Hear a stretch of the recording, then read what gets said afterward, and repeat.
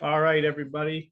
Thanks again for hanging on. Our next speaker is Nathalie B. Nathalie is a master beekeeper from Texas A&M University. She's also the host of the Natural Beekeeping Corner on the popular beekeeping podcast, The Hive Jive. If you haven't heard of The Hive Jive, it is really an excellent program. It's worth queuing and putting into your podcasts, whichever you use, Spotify or Podbean or the various sorts. It's available on all of those venues. Nathalie created, leads, and tirelessly volunteers for the Hayes County Beekeepers Association. If you don't know where Hayes County is, it's not in Michigan. It's in the great state of Texas. They have much different weather than us, but there's a lot of excellent principles and beekeeping information available through the Beekeepers Association, and a lot of good natural beekeepers to share their expertise with you. She is also responsible for its community outreach programs, including the Shamba Ya Amani Congolese Refugee Farm of Peace Beekeeping Project. That is a mouthful. As seasoned speaker, she also leads the BeMindful.com website and organization, a beekeeping education and professional consulting company that provides services in and around Austin, Texas, where she works with Les Crowder. Nathalie is a native French speaker and polyglot. She was hired by the Congolese government to design and lead their countrywide beekeeping training program for trade school, for which she spent over 6 months in the Congo in 2019. An MBA grad from the Ohio State University. This is where we all pause to boo you. I'm sorry, Nathalie, but Michigan and Ohio State, we don't really get along too well. She was a project director for an optimization company and a French conversation school director in previous lives. Nathalie, we're very happy to have you here. I've given you the co-host, I believe. Yes, I see that. All right. And I appreciate you did your homework. You said a lot more than I would ever have about what my bio is. So thank you for that glorious introduction. And with that, I will share my screen and get started because I have a lot to share with you guys. And I'm going to probably be speaking pretty fast about all this. Do you see my screen, the troubleshooting pests and diseases sustainably? James? Yes, we have it. Okay, good. I'm going to be speaking very fast, but I'll be happy to share with you afterwards the PDF of the slides if you need to, or answer your questions offline. So bear with me. I work with Les Crowder, who's an expert beekeeper. He doesn't need many introductions. He's world-renowned, and I'm very grateful for his mentorship and his friendship. I'm a master beekeeper. I'm the TBA director. One of the TBA directors. I'm also the chairperson for the Real Texas Honey program and the HCBA president right now, like you mentioned. The Hive Jive, we'll talk about that at the end. The Natural Beekeeping Corner, I really enjoy that, and talking about natural beekeeping for people. And Les is the author of that book, Tabar Beekeeping, Organic Practices for Honeybee Health. So if you haven't read that book, it applies for both Langstroth and Tabar as far as principles are concerned. I highly, highly recommend it if you are a serious natural beekeeper. So I'll start with a couple quotes. If you don't treat your bees, they will die. That's something you hear a lot around, and that's not necessarily the truth. There's plenty of people that are very successfully treatment-free beekeepers, natural beekeepers. And the other quote is, your bees don't have to die. And the implication of that quote is that you have to treat your bees to get to treatment-free survivor stock. And I don't understand how that works, because if you treat, that means those bees never will be survivor stock. They will always be relying on those treatments. There's no reason evolutionary wise to do otherwise. So that's something to keep in mind.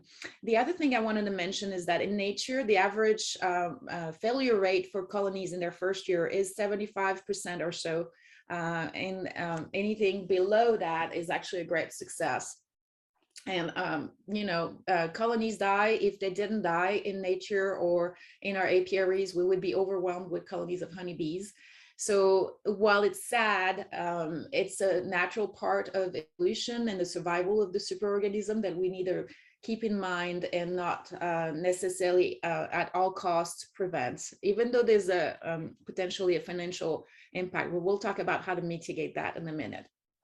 This is also why I disagree with those quotes in those recommendations, is because this is my first colony of honeybees that I got as a package, which is not necessarily the best way to get started, but it was never treated, never even fed, because I didn't know any better.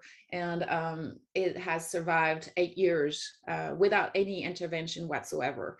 The only thing that I did is adding boxes to that warrior hive, and that goes to show that it is totally possible. There's as long as you follow some guiding principles. So all I have to say to those quotes is those who can't say cannot be done should not interrupt those doing it. There's plenty of people that are very successfully keeping their bees without any treatments, both at the backyard level and at the commercial level. And the goal that we should strive to reach is not necessarily resistance, but more tolerance, which means survivor stock that are able to sustain levels of pests and pathogens and thrive despite their presence. So in my apiary, for example, my goal is not necessarily to minimize the number of mites and to go under a threshold, which is what Dr. Seeley works toward, which is resistance, killing colonies that have higher count of mites, for example, than the specific thresholds that he wants to keep. My goal is I don't really necessarily care as much about how many mites there are in a colony, but as long as my colony is thriving in the presence of those mites, that's what I'm looking for. I will favor those colonies and keep those colonies,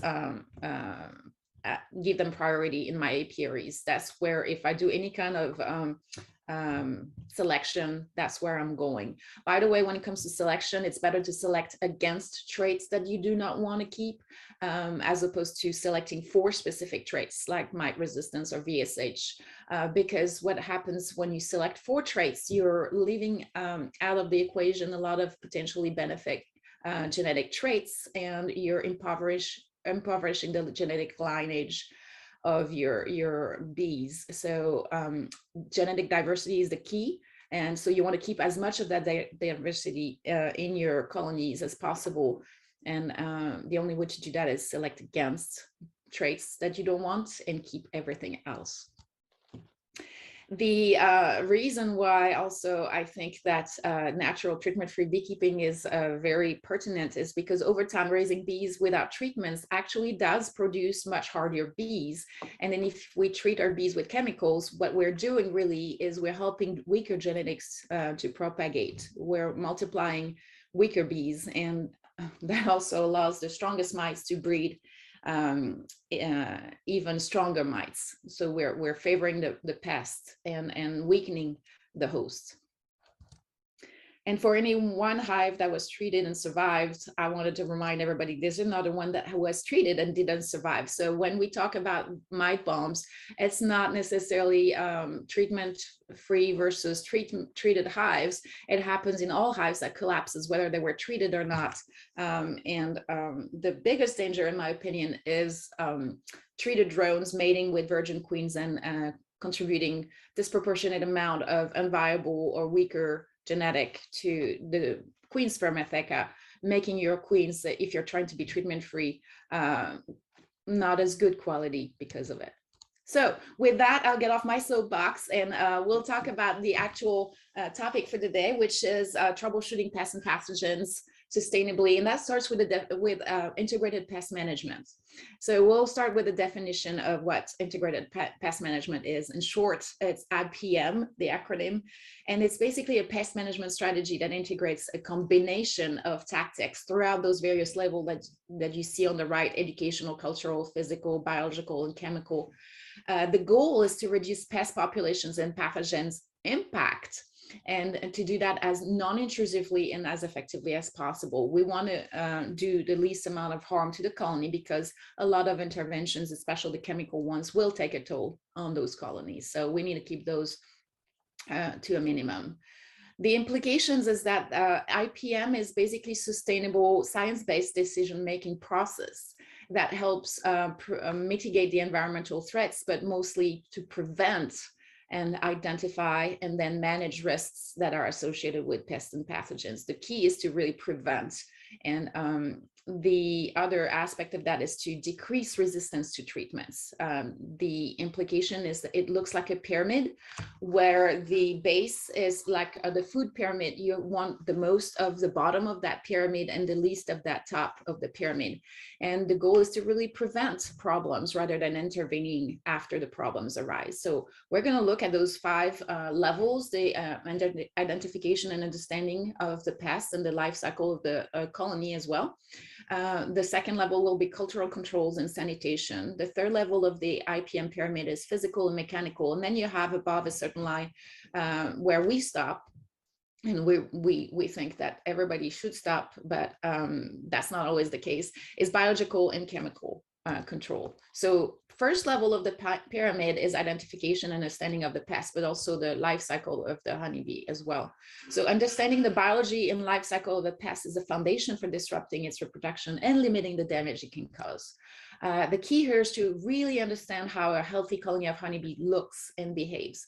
You have to know the main pests and pathogens that take a toll on the colony, understand their life cycle, and learn to identify when they are present in your colonies. That's because when you know how to do that, you can intervene before the problems become significant and you have fewer and fewer recourses to address them. The implication is that you really, really need to understand the life cycle of the bees, the individual bees, as you see at the bottom, how they grow and how long it takes for them, and what their jobs are in the temporal polytheism, the division of labor, age-related division of labor. And then of the colonies as well. You want to know very well what happens with that, those cycles of expansion when you have nectar flow and pollen flow, and contraction when there's a dearth, as well what it does to the population of the colony, the swarming instinct, and how that works as well. You want to be able to do that, know this, so that you can recognize problems early and intervene in a timely fashion. You have to remember, though, that no matter what we do, it's really hard to completely eradicate, eliminate the common pests and pathogens. And I think that's something to really keep in mind when we're troubleshooting here, because we can use some of that presence to put some pressure for the bees to get stronger and develop mechanisms of defense. And also, if you see 10 small hive beetles in your colony, that's not necessarily the end of the world if your colony is thriving, for example, or if you have some mites and the colony is thriving, that's not the end of the world either. We can use those pests and pathogens to develop stronger bees. Dr. John Keefus and Kirk Webster especially has mentioned how we can use that pressure to our own advantage, to the bees' advantage. The other thing is that we need to remember that everything we do has potentially unintended consequences, because there's a symbiotic microbial and yeast relationships within the colony. And every time we put in medication or foreign substances in the colony, we potentially are throwing off that balance to the bees' disadvantage. So we need to really be mindful of the unintended consequences of our interventions. Anytime we do anything with a colony of honeybee, less is more is what I like to say, excuse me. The more we interact and we intervene into their natural cycles and open their colonies, the more we stress them out and potentially create issues for them. So my big advice on this level of the pyramid is to read these 2 books. Every beekeeper should read these 2 books and know them really well. Read them over and over again. You can scan those links out there to get them. The Biology of the Honeybee by Winston was not written from the perspective of beekeepers, but really from the perspective of the biology of the honeybee, which makes it a very objective way to understand the cycles of the colony and the bees, and to really understand the superorganism, so you can work with it instead of against it. You can leverage their instincts and their mechanisms to your own advantage and to their own advantage. And the honeybee pests and diseases is a great list of the main pests and pathogens that affect the colonies of honeybees, and what to do, what kind of intervention you can take to prevent or mitigate their effects. So really, really highly recommend these 2 books. What that means to identify and understand is that you should be able to read your frames and your colonies. This is just an example of what that means. Everybody's familiar with a good brood pattern, very tight, very, you know, healthy looking. And then you have brood patterns that are not so healthy looking. Knowing what it looks like when it's healthy allows you to better and more quickly identify when it's not looking healthy, and that can push you to investigate what could be the issue, and where you're at in your colonies. I apologize. In Texas, we do have a lot of allergens, and I can't finish a sentence without coughing, especially when I'm passionate about the subject. Okay, so one of those examples, excuse me, would be Varroa mites. You need to really understand the cycles of how the founderess mites reproduces and how it really relies on the brood cycles of the colony. They need brood being reared in the colony to reproduce, which means that when we prevent brood breaks or we prevent swarming instinct, we really are breeding more mites than we would otherwise. Knowing that the signs of viruses and problems that are caused by Varroa mites look like potentially like a lot of spotty brood pattern, or you can see some deformed wing virus. You can see some mites in the pupae and on the back of the bees. Understanding that the cycle of the mite peaks after that of the colony, and when they become an issue just in the fall, just before winter, can be an issue.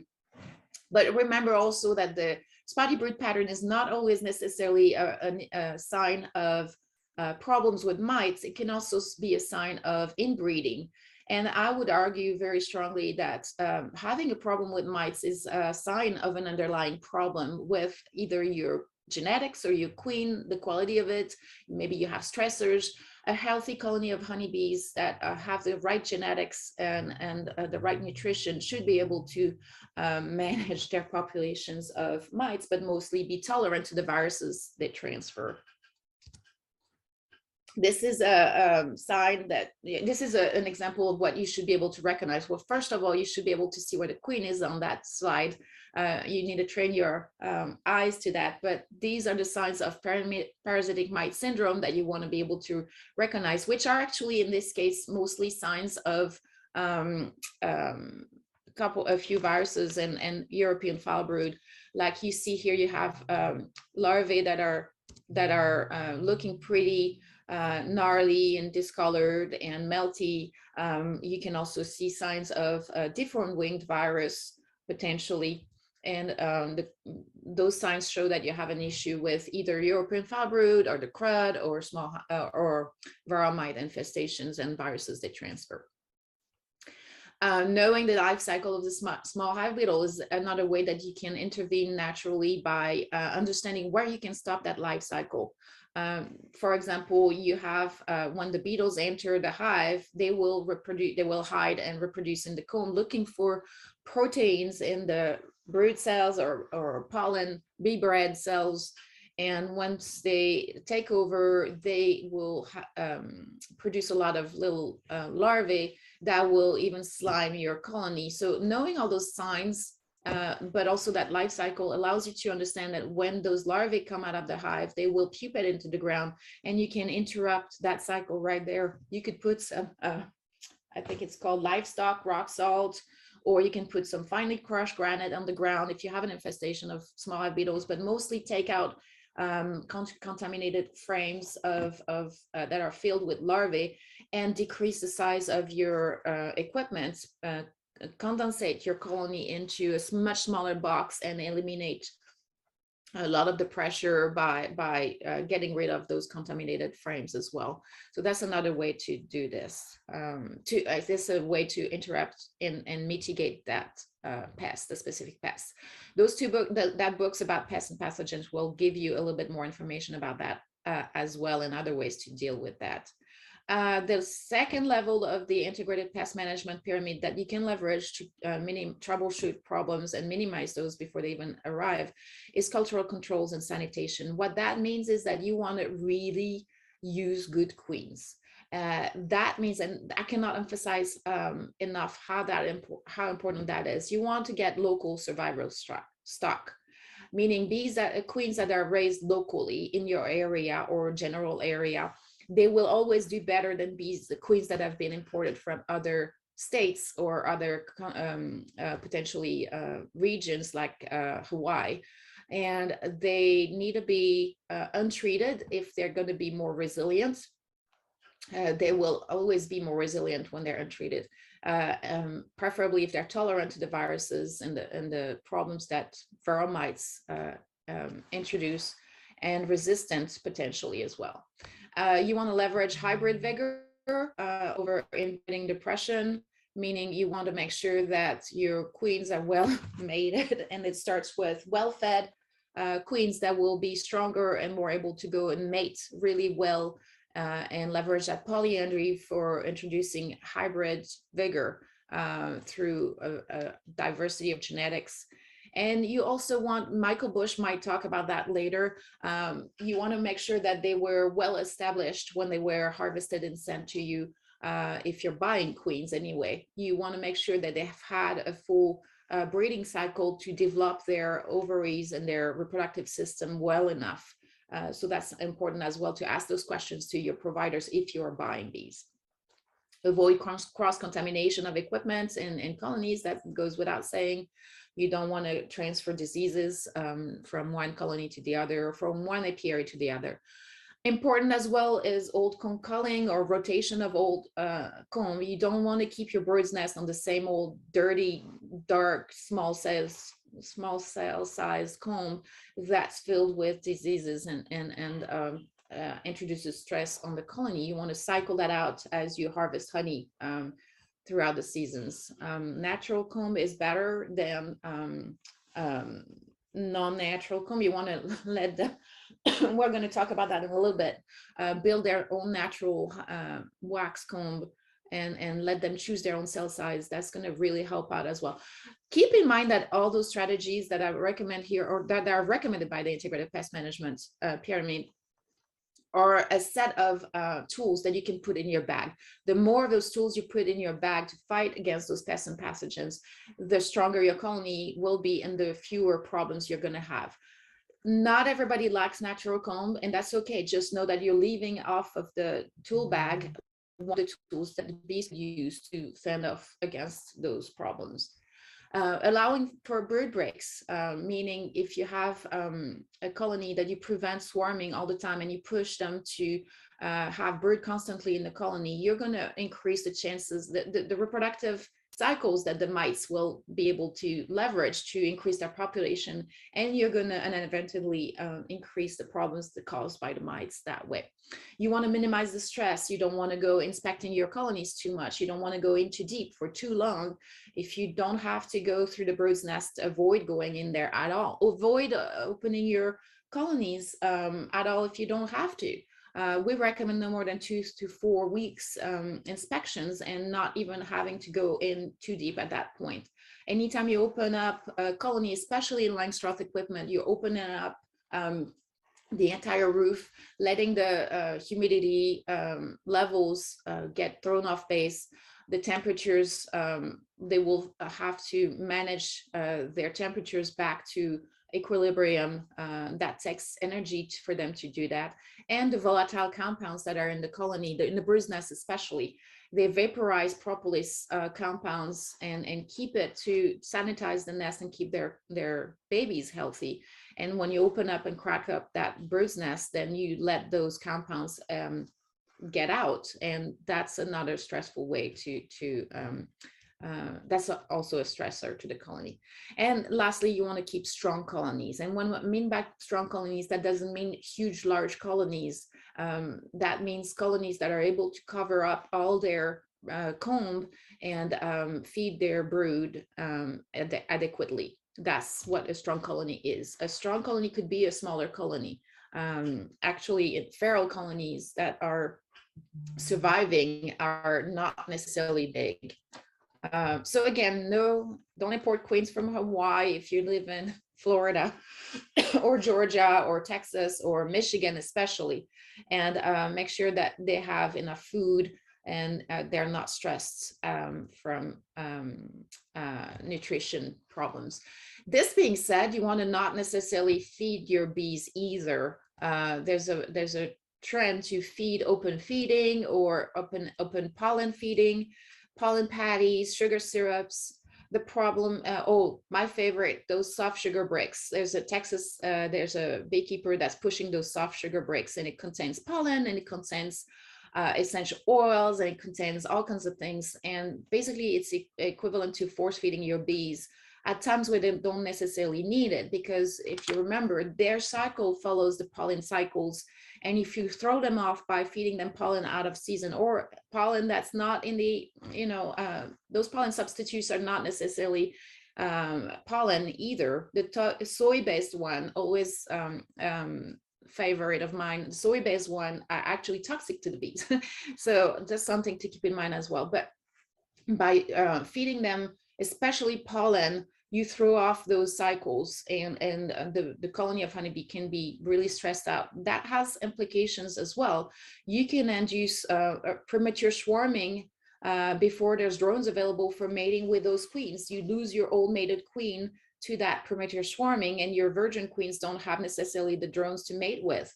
And that, or you can even have early brood rearing in times when you still have cold snaps, and that can induce starvation, and basically as they're trying to protect that brood from the cold, they will go through all their food and die, perish that way. So it can be very dangerous to provide them with that kind of supplemental feeding.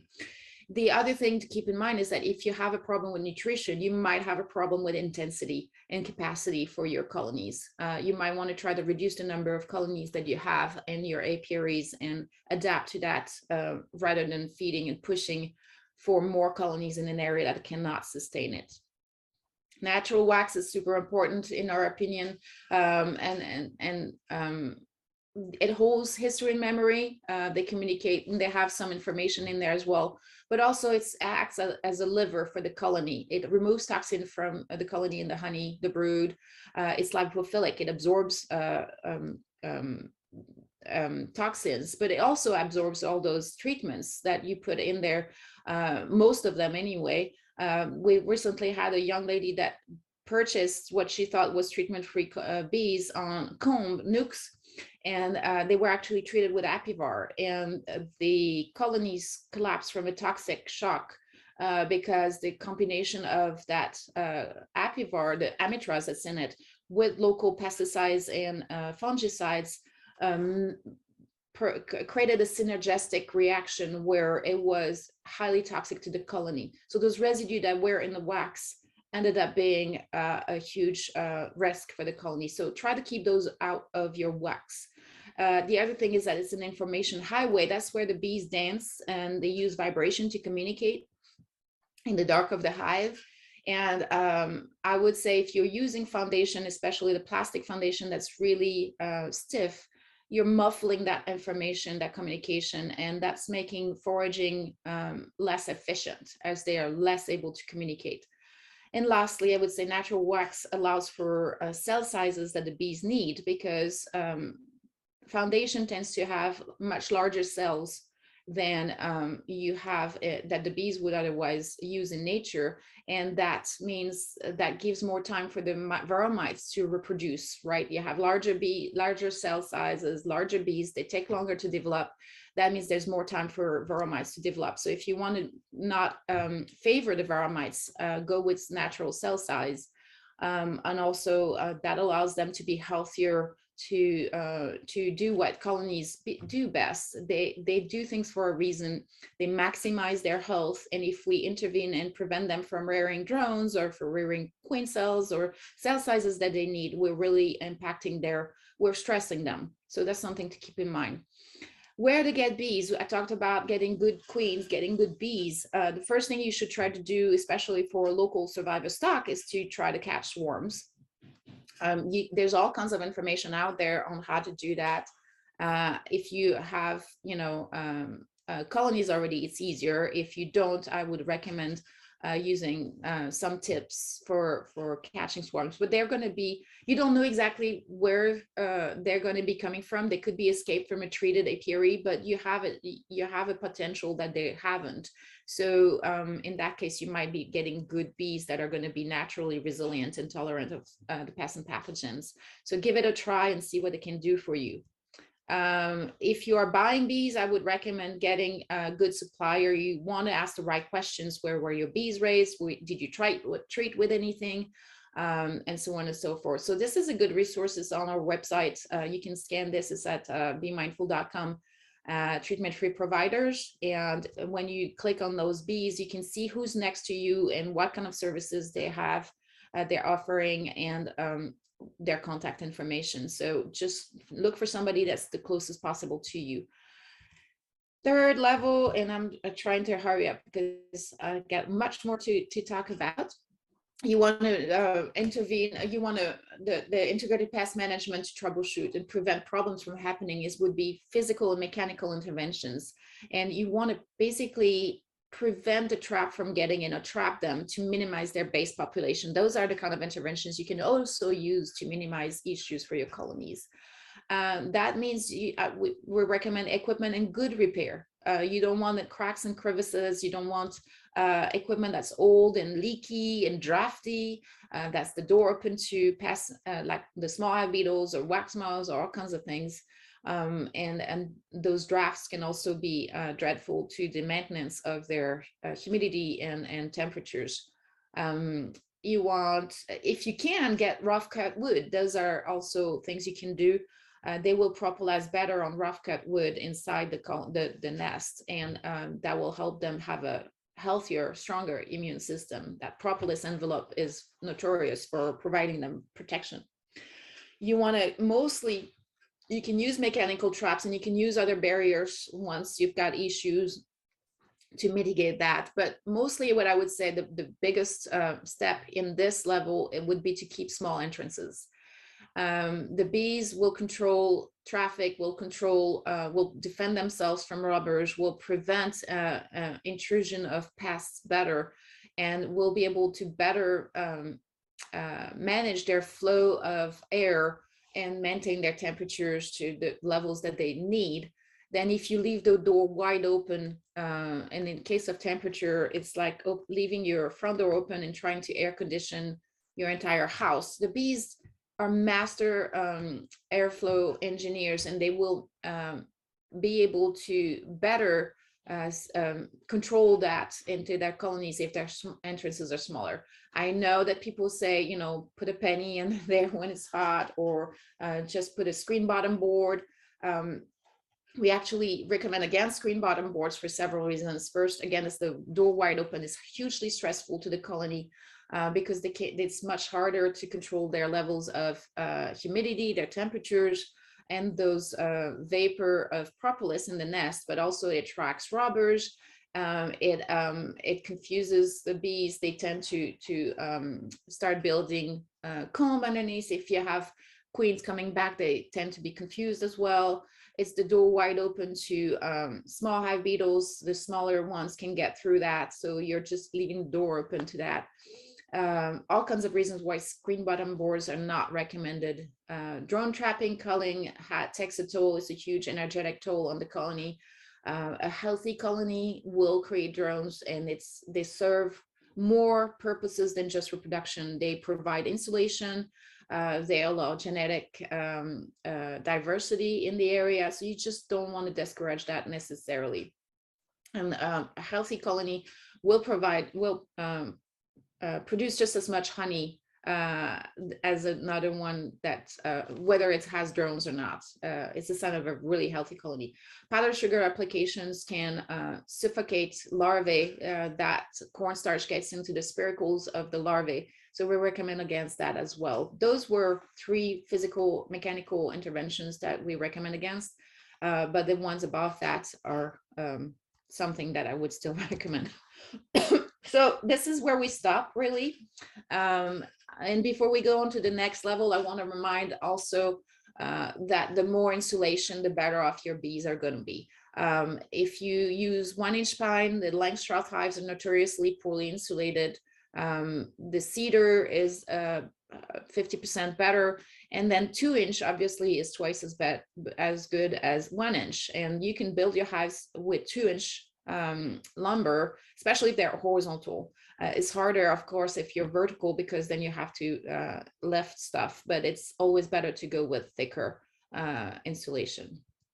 So why do we stop at this? This is the biological level of intervention. There are ways to prevent or mitigate issues with predators, parasitoids, pathogens, things like entomopathogenic fungi or microbes, nematodes, califers or pseudoscorpions that live symbiotically with hives, and bacilli, mostly BT, Bacillus thuringiensis, which is what you can spray on your comb to prevent wax moth infestations. That's okay, but it's not sustainable in a way that there's not a long-term solution, and it needs reapplication, and also there's not a whole lot of research yet on that.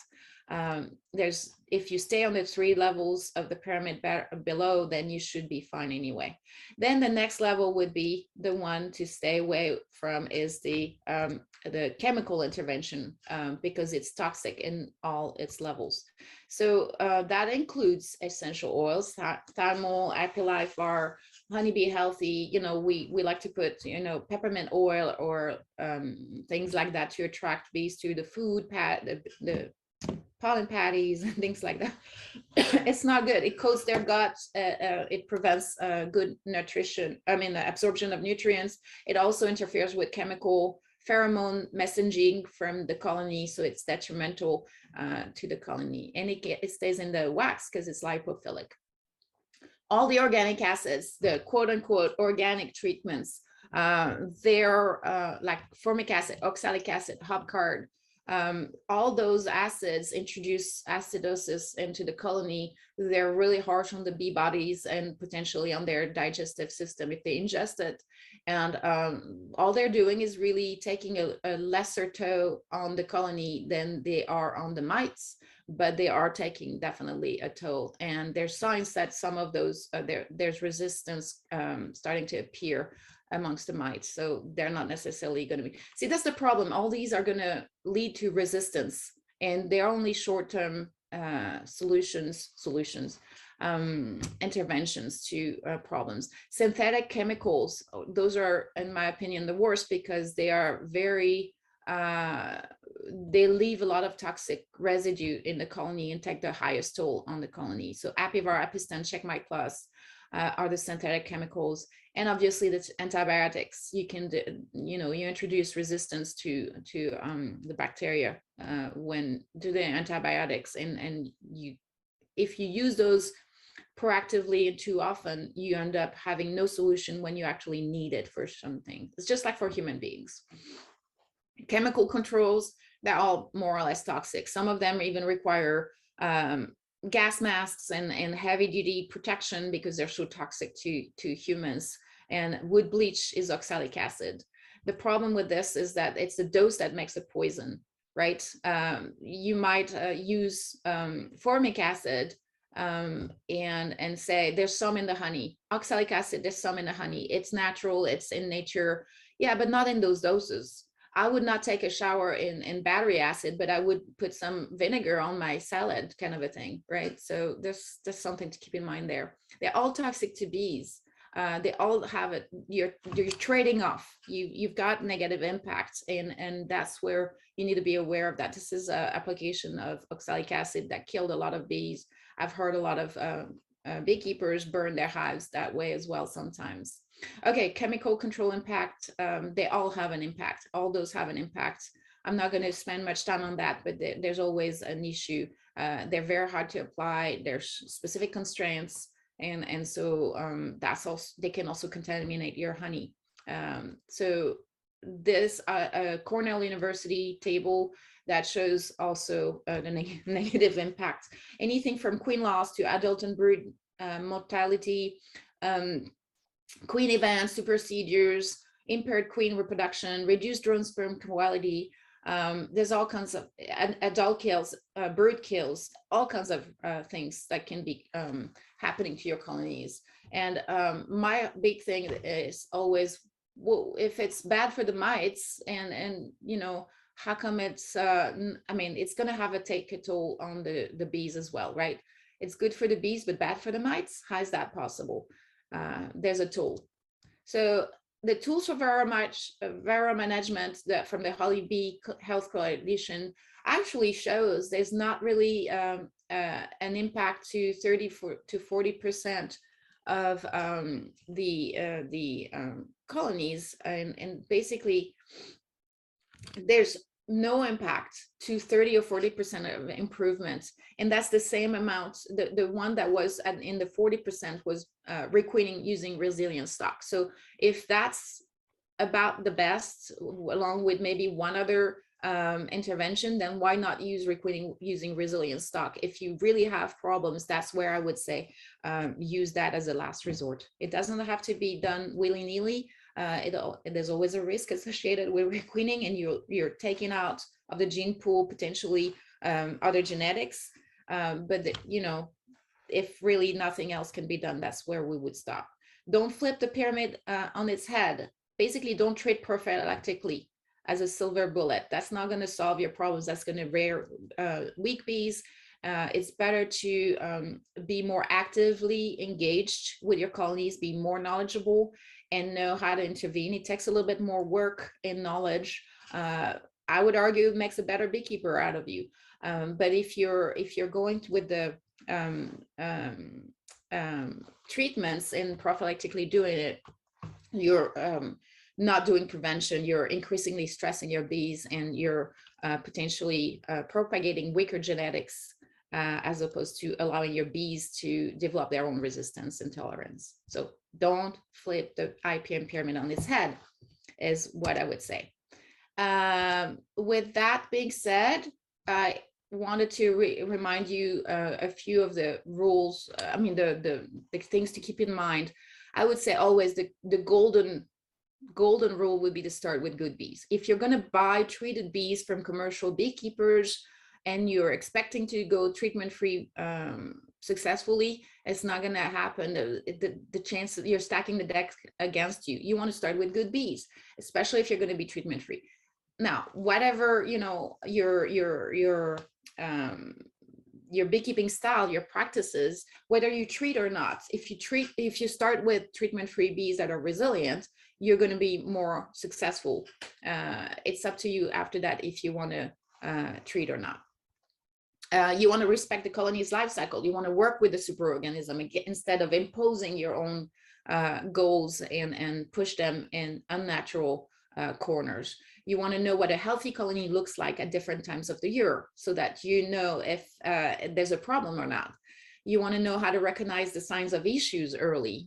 We talked about those books and that experience reading the frames.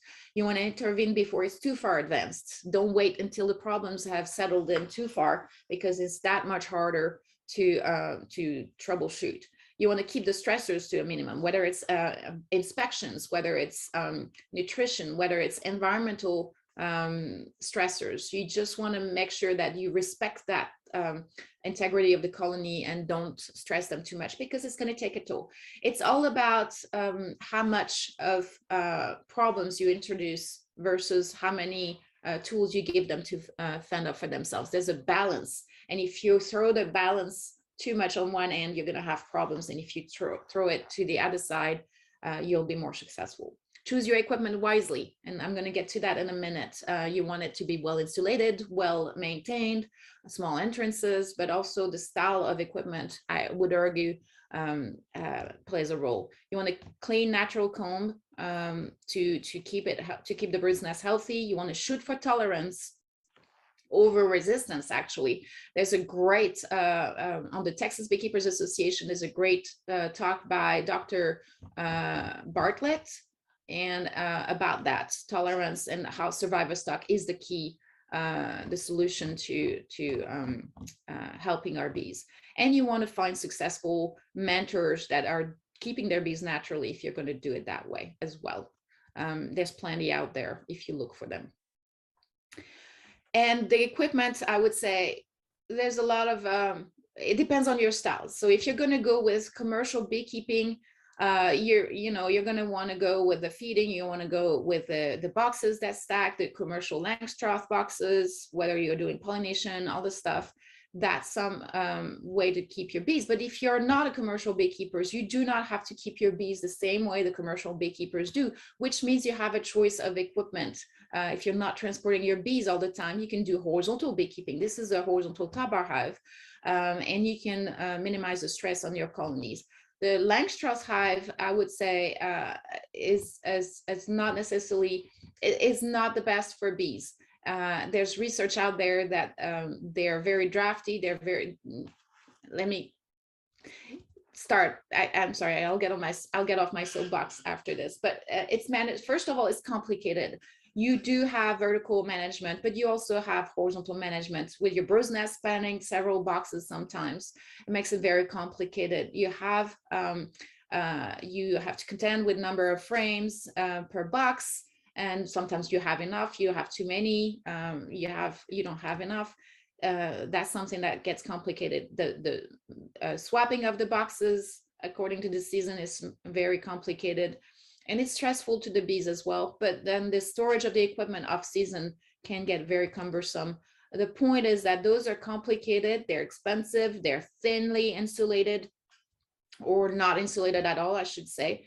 They really make beekeeping complicated. And then, like I said, you have spanning of the bird's nest over several boxes. You can have when you have too much honey being stored because you didn't put a box on time, you end up having potentially honey dripping on the queens and killing them. You have, when you open up those hives, first it's intimidating for new beekeepers, but you also have those vapors coming out, that temperature getting disrupted, that humidity levels, and those bees that's very stressful to expose the entire bird's nest that way. Plus they're super heavy. They can go anywhere from, even empty, they're heavy, and they can go up to 80, 90 pounds with a deep full of honey. So that's something to keep in mind.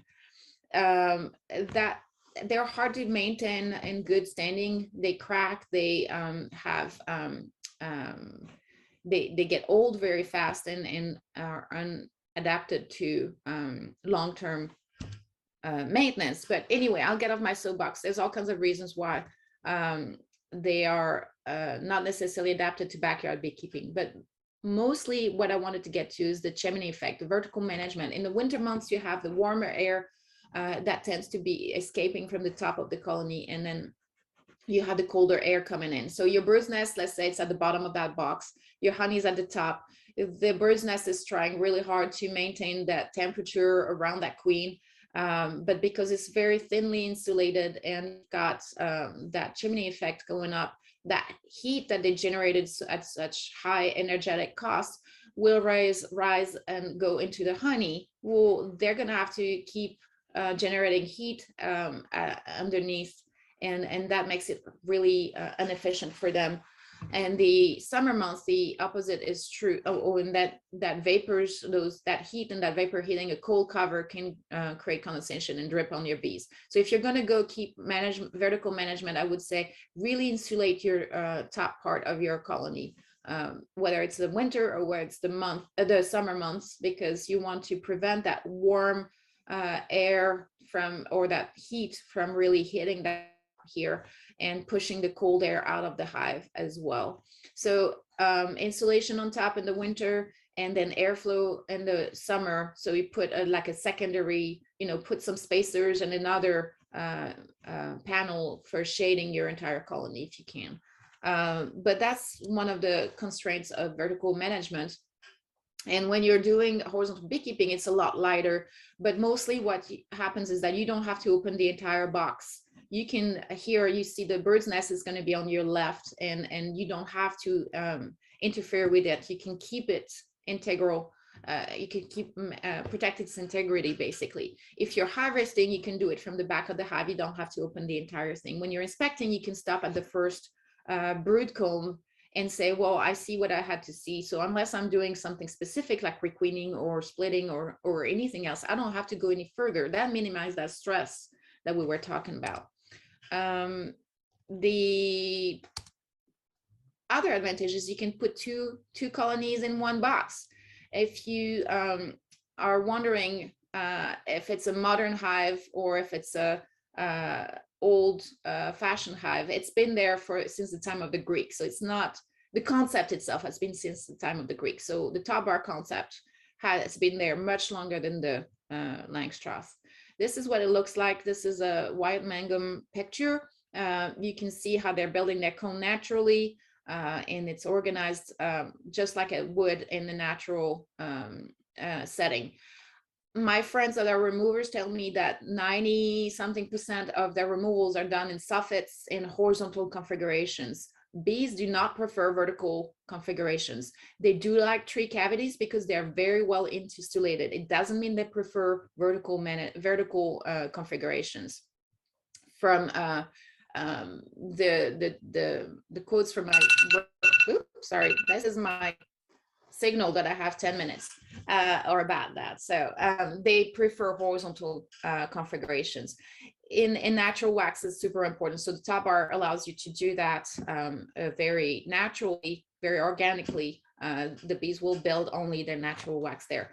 This is also explains how it allows you to keep to minimize the stress on your colonies. Your honey storage, that colony will expand horizontally with the nectar flow, and then it will contract with the dearth. And you always know where your bird's nest is. You always know where your honey store is.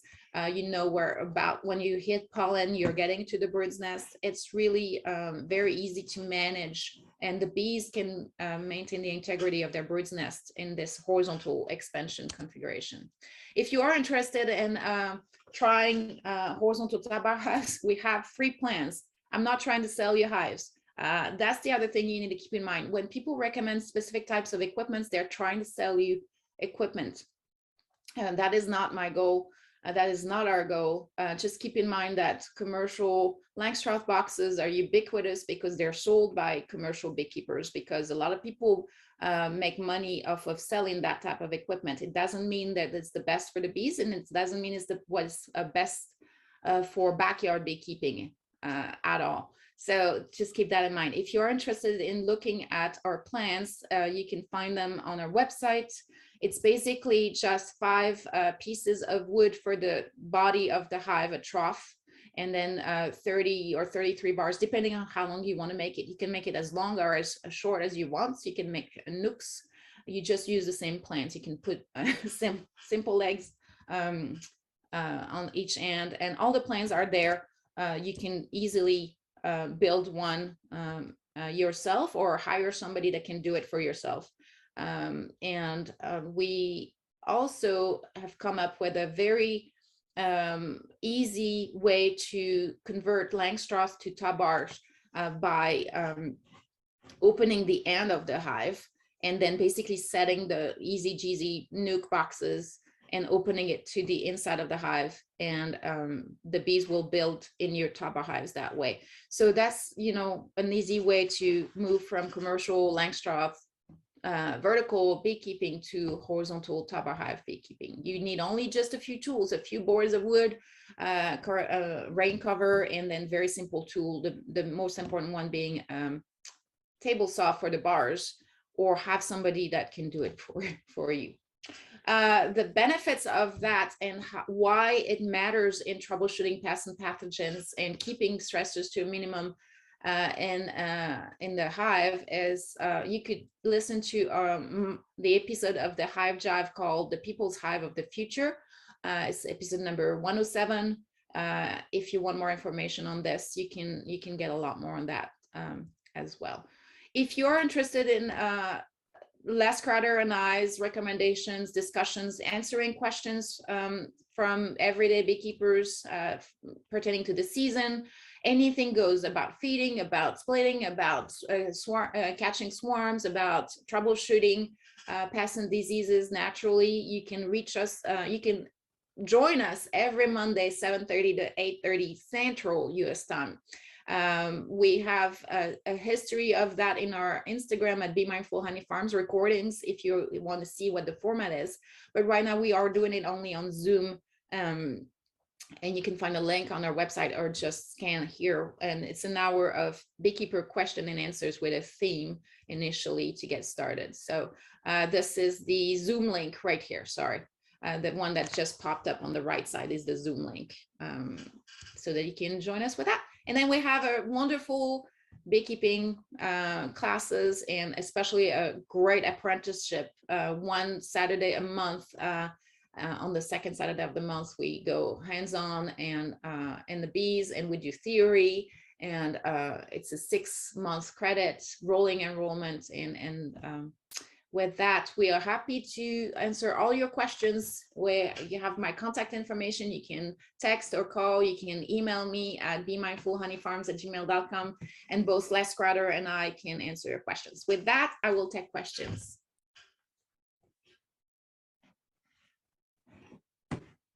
All right, deep breath, Nathalie. Good job. Yeah, I Thank know. you so much. That was excellent. I Lots had of so much to information. talk about. Yeah, I wanted to make sure I had it all in there. Yeah, we queued up quite a few questions, so we might go a couple minutes over, and that's okay, right? We do have Yeah. our next speaker ready, and I think we got him going into lunch, so we can probably spare a few minutes. One of the questions that were brought up is, which is better under a hive? A concrete pad, maybe a horse stall rubber mat, something to help protect against small hive beetles? So that's a great question. That can help, but those small hive beetles will crawl. What I find is that something that will really desiccate their body or cut up their body. So the salt is a great way to interrupt that issue. It will dry out their bodies before they can get burrowed into the ground and pupate. Same thing with the finely crushed granites. It will also be sharp and cut up their bodies and desiccate them that way. The real key against on how to troubleshoot small hive beetles is to prevent the problem from happening in the first place. Keeping small entrances, no screen bottom boards, good equipment and good standing, and strong colonies. Always strong colonies is going to be the best prevention from pests and pathogens of all kinds, including small hive beetles. If you do see 2, 3, 4, 5 small hive beetles in your colonies, but the colony seems to be keeping them at bay and is healthy, that's their job to get rid of them and manage them. Really, you have fewer places to hide in a horizontal Taba hive. There's nowhere to hide for the small hive beetles.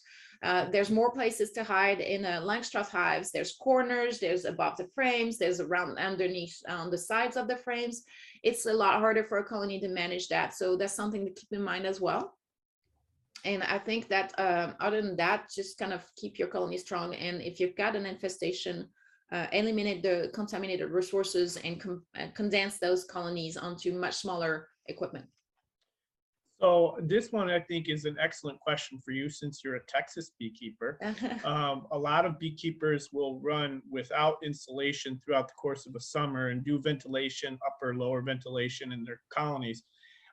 But the reference to ventilate or insulation via hive body choice, the thickness of the wood you're using, might also help.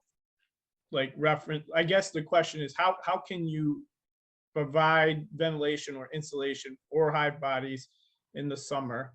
What is the effect that insulation has on hives in the summer heat? You obviously having much more higher humidity and heat. How do you feel about insulation, particularly in the north? So mostly I would say the thicker the hive, or the better insulated the hive is to start with. I like to build my hive with 2-inch lumber instead of 1-inch lumber. That's going to help out if you don't have drafts. If that's an enclosed container, that's going to help as well. So introducing drafts will disrupt their management of temperature and humidity, and even the vapors of propolis inside the nest. So you want to keep that in mind. Don't leave the door open. Small entrances will help. Adding insulation to colonies. So the horizontal configuration is a little bit different from the vertical configuration, but mostly I would say thickness of the boxes matters, and also at the top is what matters the most, because heat rises, that vertical effects, you want to protect. If you've got Langstrasse, you want to put insulation boards at the top in the winter at the very minimum, and in the summer you want to create airflow over the outer cover by putting in a space or keeping them in afternoon shade as well helps. And then the top bar hives, if you have a lot of airflow usually over those bars. And then in the winter, you can add pillars of hay or insulation material on top of the bars. But mostly that heat rising is right there in the horizontal configuration, right there where the bird's nest is. So really, there's not as much loss of energy. They're keeping it right there where the bird's nest is. And I find it much more efficient from that standpoint. So you're okay with insulation in the summertime? I'm okay with airflow and protection from the sun over the top of the hive. And the bees can basically manage the condensation and the ventilation on their own. Yeah, they manage all that as long as you let them control the size of their entrance to a minimum and there's no draft everywhere else. But yeah, our top bar hives are made with 2-inch lumber. They're very well insulated, and that matters from that standpoint. Right now I'm building 5-frame nukes that are made with 2-inch lumber. So when I have colonies that are struggling, I condense them into that box, and they've got that one little entrance, and everything else is a tank of insulation around them. And that also matters when I want to overwinter my 5-frame nukes. I don't worry; they don't go through as much food when they are well insulated. There's not as much loss of energy. So I've overwintered a colony that was basically the size of an orange with 1 frame of food. And they're doing fantastic because they didn't have to expend any energy hardly to keep warm, and they're kicking in with egg laying and all this stuff, even though they don't have a whole lot of resources quite yet. Nathalie, how many colonies are you presently managing? 250. Oh my goodness, that's an awful lot. 250. So you have a pretty good success rate overwintering. Yes. I'm just going to qualify that Texas doesn't technically have winters by our standard, but last year we had Snowmageddon. We had a horrible, yeah, that depends. But yeah, it's not as bad as Michigan, for sure. So so how many did you go into winter with?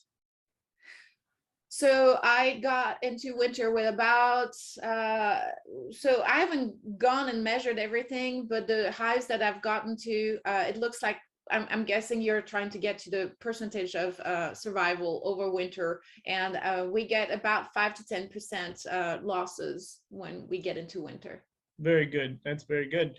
Very good. One other question. Can you give some examples of interventions you would employ if you notice problems early, like say parasitic mite syndrome?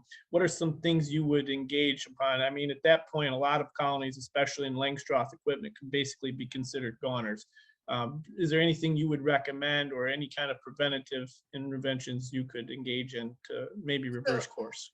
Prevention is different from intervention. You really want to prevent that from happening in the first place. But if you do see issues, I had a colony, my strategy is to condense on smaller equipment and potentially feed them sugar syrup if I have to. Sometimes European foulbrood will clear out. That might be just European foulbrood due to stressors. So nutrition, if I don't want to feed, I can give them a frame of nectar or honey from another colony instead of sugar syrup, which is still feeding, but it's more adapted to their needs. You can give them a frame of brood, capped brood from another colony that will emerge nurse bees that will, from a colony that is doing well and doesn't have issues with Varroa mites. You could potentially requeen them, change that queen and give them a queen from local survivor stock. Or what I like to do is I like to pinch the queen if really the problem is not resolving itself after other interventions. requeening is not something to do lightly. I will say that again. But if I have to, and I see, you know, I have issues, I might, well, I would first let them go and try to make sure they have the right kind of food. They don't have as much stressors. They're on smaller equipment. And then if they don't turn around, that might mean the genetics might not be good enough. So you can either, you can intervene by getting rid of those genetics earlier by requeening with local survivor stock, or you can pinch your queen and let them, if they have enough bees and resources coming in and eggs, then they can requeen themselves, and hopefully they will have mated, that virgin queen will have mated with local drones and will bring in some genetic diversity that might help them turn around and fend off for themselves and be tolerant of the viruses that the mites transfer. The goal, you know, I'm always happy when I see high mite counts and my colonies are thriving. I know I'm crazy, but to me that says that my colony is tolerant, and they're learning to live with the pests and the balance that works for them. If you know, if we only go for resistance and cull out the colonies that are above a certain threshold, we're not selecting for tolerance, and those bees are not necessarily going to do well with a higher level of pests. So we're really kind of helping our bees more if we're letting them become tolerant to the pests, because there's always going to be pests coming in. If it's not the Varroa mite, something else is going to come. My whole thing is that if Varroa-sensitive hygiene was the solution, it started getting researched in 2007. It's been 15 years. Why isn't it working yet? Why isn't that what we needed for our bees? And why isn't that the answer to all of our problems? Same thing with the treatments. If we had stopped treating, you know, 20 years ago, we would have that past us. We wouldn't have any issues with Varroa mites anymore. Some countries that don't have access to treatments, it took them 3 to 5 years, but their bees turned around and developed natural resistance and tolerance. That is a lot of information. I'm so glad we're recording so we can have playback. Nathalie, it's been a pleasure to have you on. I always enjoy speaking with you. Thank you. Yeah, definitely. I've got some other really great questions we won't have time to cover, but I plan to email them to you. Yeah, we'll hang on to the chat and I'll try to answer. And I want to say hi to Michael Bush. It's a pleasure to see you as always, sir. All right, thanks so much, Nathalie. We'll be talking to you soon. So let me finish up and conclude with everybody by giving you an overview of the Sustainable Beekeepers Guild of Michigan.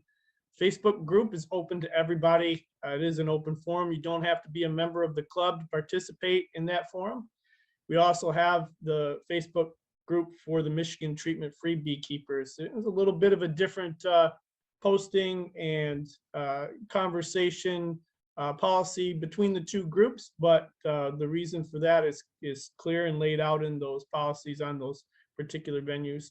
We want to remind you about some of the efforts that we're hoping to aim for with our queen breeding and nuke exchange program for beekeepers. We want to be able to establish a network and a co-op of beekeepers that are practicing a lot of the things that you're hearing and experiencing today, so that others can benefit from the genetics in the region and also improving the genetics in your region. I like to say I'm not an altruistic beekeeper. I want you to have better bees so that your better bees are helping my bees be better also. I probably will never say that the same way twice. We are also working on a mentor group network development. You know, we want other beekeepers to have access to mentors who are, you know, providing treatment-free and chemical-free practices. And it's not just the chemical-free, treatment-free aspect of beekeeping, but you're learning basic hive management. You're learning what you need to do when it comes to splitting. You're learning about bee biology, and you're getting hands-on frame time. And then Terry had mentioned that we're discussing how to create a hive or badge program for beginners. We want you guys to be able to earn a hive. You know, the Bee Guild has a plan for you to complete these processes, and at the end of this period of apprenticeship, you not only get the badge of honor of having had completed that, but we'll provide you with your first nuke. We'll give you your first set of bees, and we'll give you some good bees. All right. We also want to encourage you to reach out to us. Send me an email, send me a text, whatever you need to do. Stop by the webpage for the Guild, shoot us future speaker and topic recommendations. And the last thing I wanted to cover is that we're working on a forum for individuals to come together and share, other than the Facebook venue, not that that's not sufficient, but a sustainable beekeeping guild where people can come together and they can express their views and opinions, and they can share like-mindedness in these efforts without having to face the barrels of some of the more mainline forums where you can easily get distracted or even harshly treated for just having the idea or notion that it's possible the bee could take care of itself and its genetics. We want to be able to give people that place and venue to learn from each other on a consistent basis. We don't have to just wait for conferences and meetings to get that information. You can go right online, go into that forum and share that info with each other and have access to each other. With that, I thank you all so much for those who have stopped by. I thank you all so much for hanging in there with me, and to the last 20 or so participants that are just there by a thread. Have a good night. Enjoy your spring, and we'll be talking to you soon. Good night.